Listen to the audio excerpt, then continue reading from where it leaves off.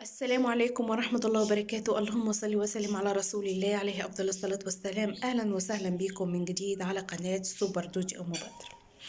من فترة ليس ببعيدة كان في فيديو متناول للجميع على السوشيال ميديا لشاب كان يشبه فتاة وكان بيصور أمام الكعبة، واتضح بعد كده ان الشاب او الانثى دي طلعت شاب بطريقه بطريقتهم، المهم طلع راجل، وطلع الصوره اللي كان بيتصور بيها فلتر. فخلاص بلعنا الموضوع ان هو كان بيتصور بفلتر.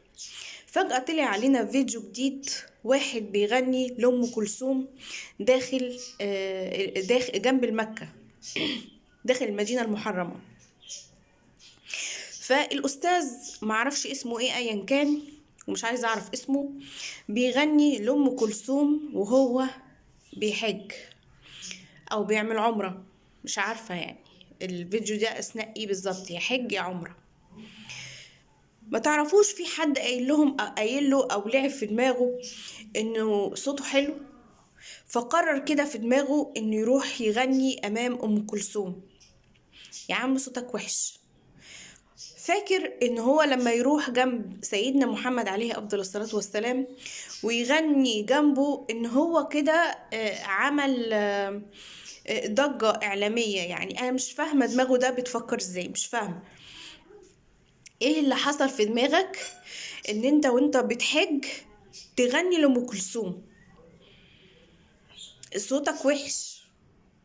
انا مش جاي عشان اقولك صوتك وحش، انا جاي اقولك ايه اللي انت بتعمله ده. يعني حد يقول لي ان الراجل ده الشخصية دي طالع بيغني، يعني كل الناس بتروح تحج وكل الناس، يعني مش فاهمة، يعني حد يقول لي ده ايه الافتكاسة دي؟ يعني والله العظيم احنا اللي بيحصل فينا ده يعني على الله حكايتنا، مش شوية. كل واحد طالع بافتكاسة معينة، واحد يروح الحج يغني، واحدة اسمها اسمها ايه، سحر الجعارة، تطلع تعيب في الشيخ محمد متولي الشعراوي وتقول كلام مش كويس عليه. يعني عارفين كل حاجة تخص الدين والإسلام لازم يطلع حد علشان يقول لا ده احنا على غلط، انتوا متطرفين. يعني حد يقول لي انا ما اتربيتش على كده، يا رب يا رب اعمل عمره، يا رب عمره، مش طمعانه غير في عمره، مش في حج، لا طمعانه في عمره. انما اروح اغني بقى ايه واقول مش عارفه ايه، ياما القمر على الباب. انت واحد طالع رايح عمره رايح تغني لأم كلثوم؟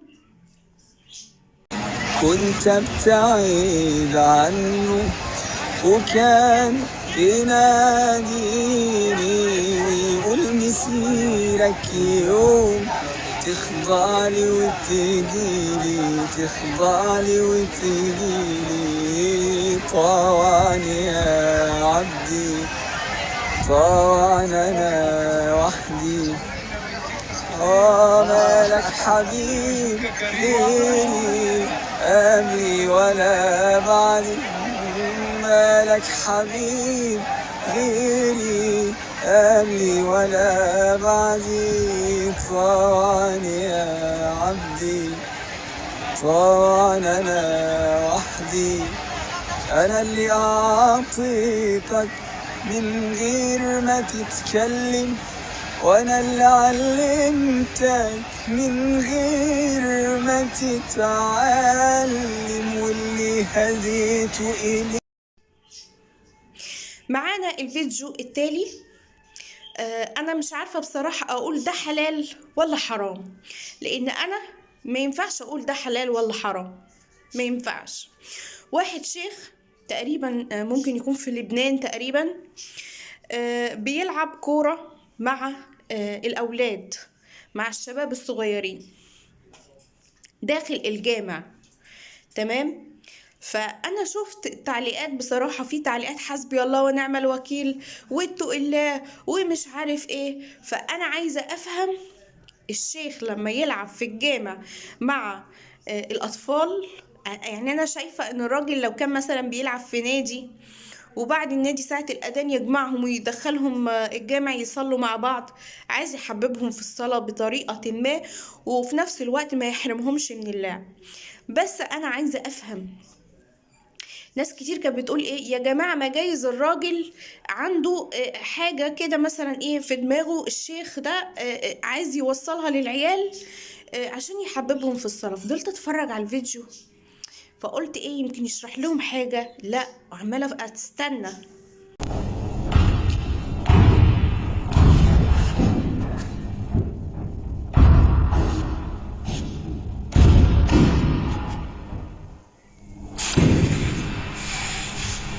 واستنى كمان، لا ده دخل جول، مش عارف، استنى كمان، استنى، يمكن الراجل بيقول حاجة، فضلت استنى كتير. شغال عين الأعصاب مش على لسان الطبع.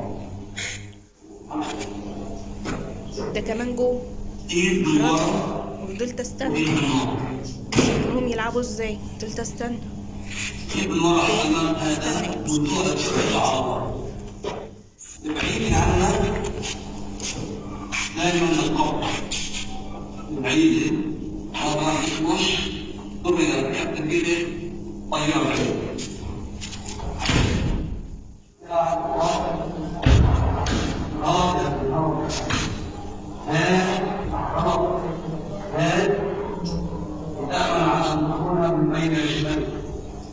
لما الله تعالى أجل الأخوة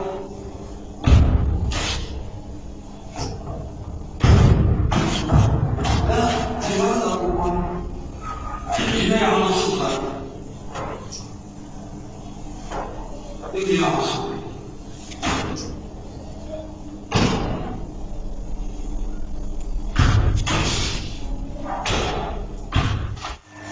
لا والله الراجل بيلعب كويس وبيعلم العيال كويس يعني، كل ده في الجيم، لا والله كويس كمان.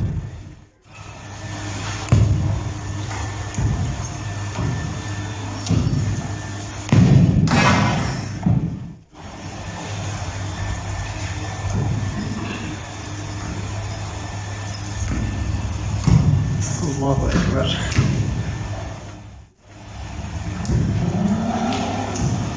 واستنى كمان، لا ده دخل جول، مش عارف، استنى كمان، استناه، يمكن الراجل بيقول حاجة، فضلت استنى كتير.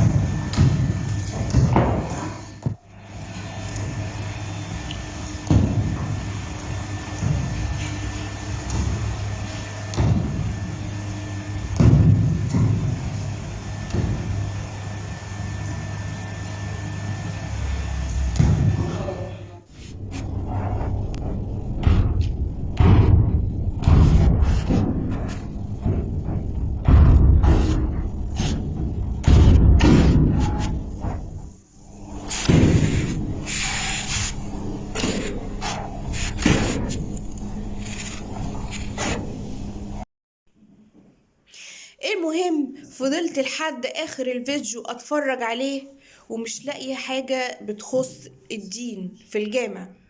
يعني مش لاقيه اي حاجه ان هو بيحث الاطفال على الصلاه، ان هو بيلعب عادي كانه قاعد في نادي او في ساحه كبيره، وبيلعب الاطفال وبيقول لهم ازاي يمسكوا الكوره والكلام ده كله.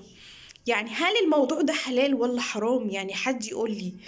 يعني يمكن انا جاهله شويه في الحديث، لكن حد يقول لي الموضوع ده حلال ولا حرام، وحلال ليه وحرام ليه في التعليقات، علشان مش انا بس اللي استفاد بالموضوع ده، او يكون عندي فكرة، الناس اللي تدخل بعد كده على الفيديو لما تيجي تقرا التعليقات تعرف الموضوع ده هل هو حلال ولا حرام، علشان الواحد يفهم.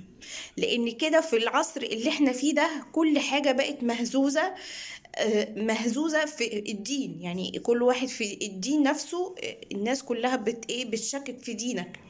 يعني لما تقول ايه قال رسول الله صلى الله عليه وسلم عليه افضل الصلاة والسلام، وتيجي تقول حديث لحد يقول ايه يا عم انت هتقول لنا قال الله وقال الرسول، ما خليك في حالك. طب المفروض احنا نقول ايه؟ قال انت، قال ابوك، قال اللي جاب ابوك. انتوا فاهميني؟ يعني ما فيش اي حد دلوقتي بيفكر في الدين، ولا اي حد بيحث الاطفال، الجيل الجديد ازاي يحب دينه اكتر، ازاي يعرف يتعامل مع الاديان الاخرى. مش عايزه ادخل في تفاصيل اكتر من كده. يعني انا مش فاهمه حد يقول لي اذا كان ده حلال ولا حرام.